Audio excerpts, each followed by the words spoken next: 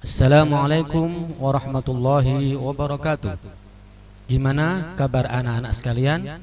Semoga selalu dalam keadaan sehat walafiat dan dalam lindungan Allah Subhanahu wa taala. Kembali anak-anak sekalian, kita bertemu kembali dalam pelajaran bahasa Arab.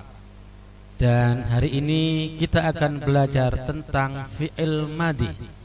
Anak-anak sekalian, seperti yang sudah pernah kita pelajari ketika kelas 5 dulu, bahwa fi'il atau kata kerja itu ada 3, yaitu yang pertama fi'lul mudhari, yaitu masa sekarang, kata kerja yang dilakukan pada masa sekarang dan masa yang akan datang.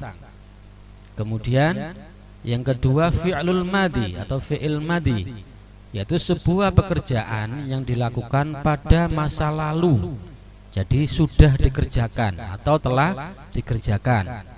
Dan yang ketiga adalah fi'il amar, yaitu sebuah kata kerja yang dilakukan akan.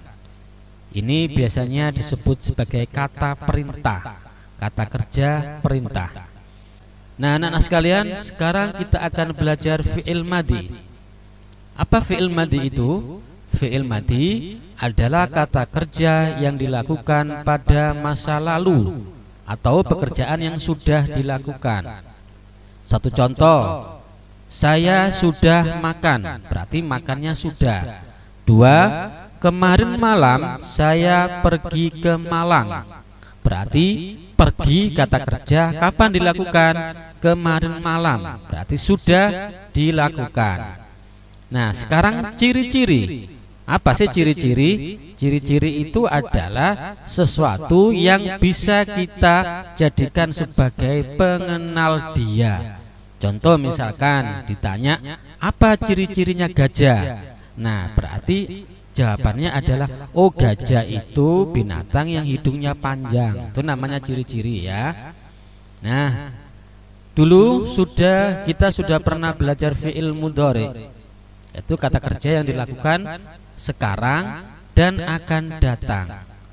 Fi'il mudhari itu tandanya, ciri-cirinya selalu diawali dengan huruf mudhara'a, yaitu hurufnya ada 4, alif, nun, ya, dan ta, atau kita sebut sebagai anita ya, diawali, jadi depannya ada anita.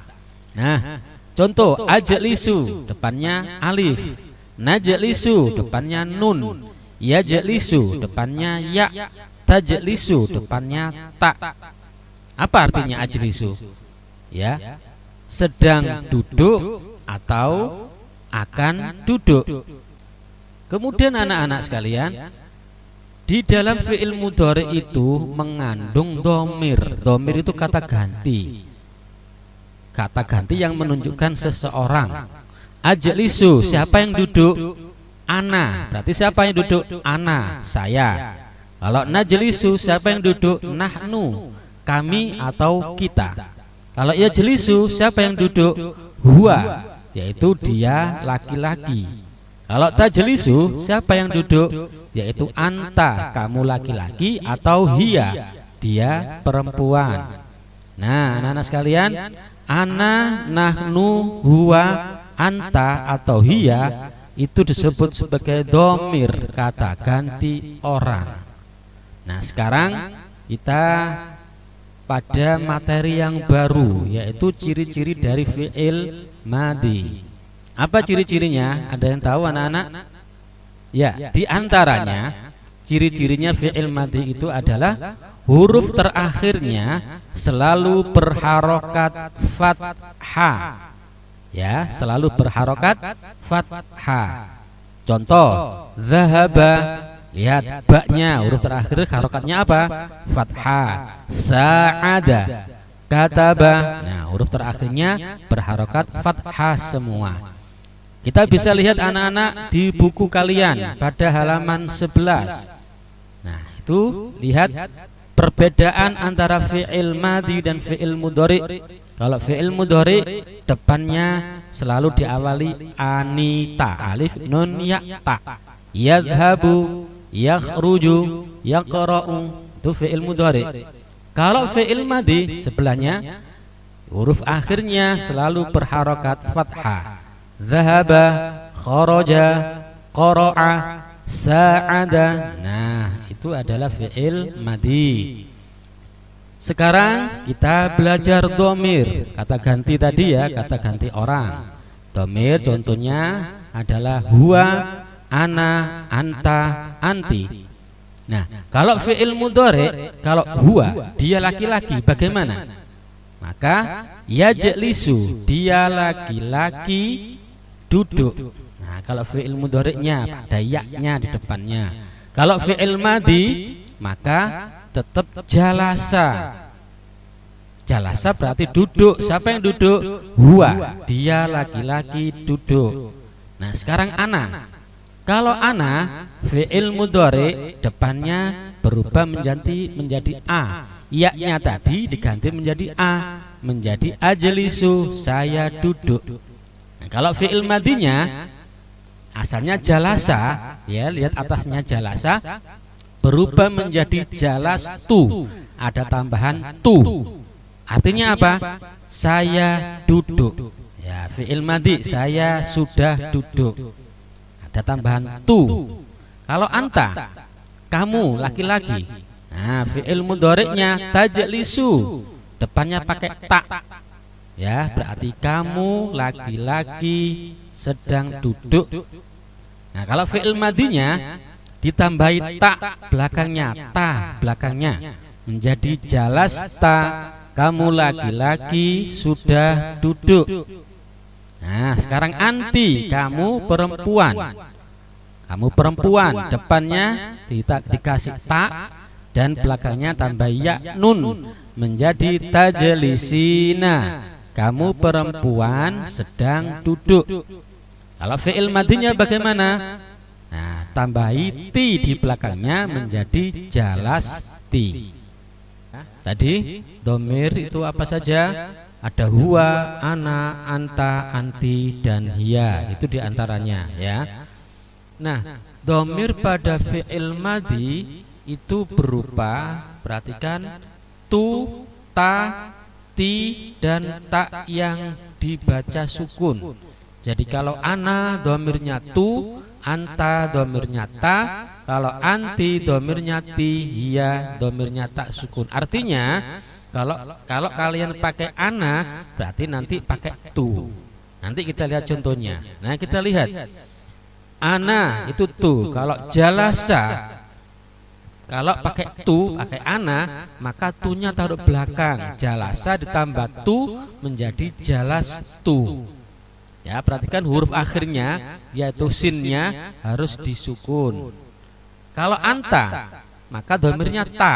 Contohnya jalasa, maka belakangnya tambahi ta menjadi jalasta. Sinnya, sin ini kan huruf terakhir tadi ya, disukun menjadi jalasta. Kalau anti domirnya ti, jalasa ditambahi ti menjadi jalasti. Semua sinnya disukun, huruf akhirnya disukun. Ini huruf akhirnya sin, jalasa itu huruf akhirnya sin. Nah, beda dengan hiya. Kalau hiya maka huruf terakhirnya tidak disukun karena taknya sudah sukun domirnya. Jadi jalasa tambahi tak sukun menjadi jalasat. Nah, kalau sinnya disukun juga tidak bisa dibaca. Apa baca jalas? Datanya tidak kebunyi ya. Itu anak-anak. Nah, sekarang kita contoh. Misalkan qoro'a. Apa artinya qoro'a? Membaca, fi'il madhi, sudah membaca ya. Kita contoh misalkan huwa, dia laki-laki membaca Al-Qur'an. Apa kira-kira? Ya, huwa tadi domirnya adalah apa, Nana? Nah, huwa itu tidak ada domirnya, sehingga qoro'a tetap huwa qoro'al Qur'ana. Huwa dia laki-laki, qoro'a membaca Al-Qur'ana, Al-Qur'an. Kalau contohnya ana, domirnya ana tadi apa? Harus ingat, domirnya ana adalah tu, sehingga qoro'a harus ditambahi tu di akhirnya. Menjadi apa? Ayo, Nah, apakah ana qara Al-Qur'an? Betul apa salah?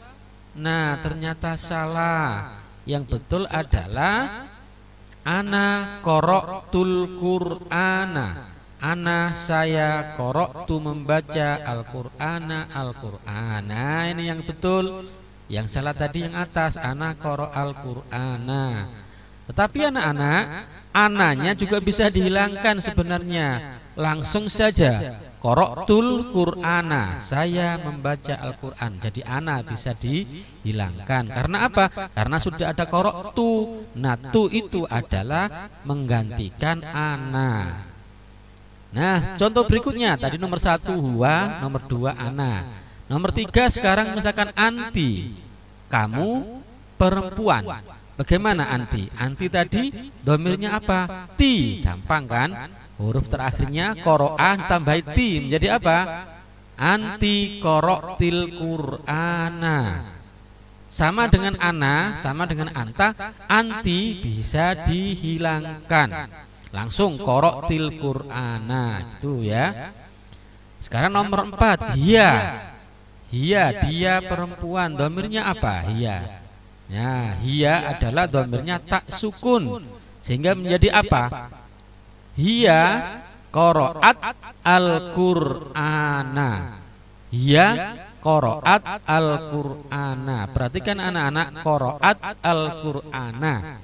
Ya, ini bisa kita baca menjadi hiya qara'atil Qur'ana. Nah, loh kok qoro'ati sama dengan yang atas ti? Beda ya, kalau anti qara'ti, alifnya atau hamzahnya disukun qara'ti. Tetapi kalau hiya, hamzahnya fathahnya fathah qara'at. Kok menjadi qoro'ati? Ya karena bersambung dengan al. Ya, al itu ndak ada harokatnya, harus disambung menjadi qara'atil Qur'ana. Nah, kesimpulannya anak-anak ya, domir dalam fi'il mudhari itu berupa tu, ta, ti, dan tak sukun yang ditulis di akhir kalimat. Oke, demikian dulu anak-anak sekalian.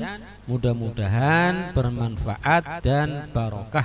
Wassalamualaikum warahmatullahi wabarakatuh.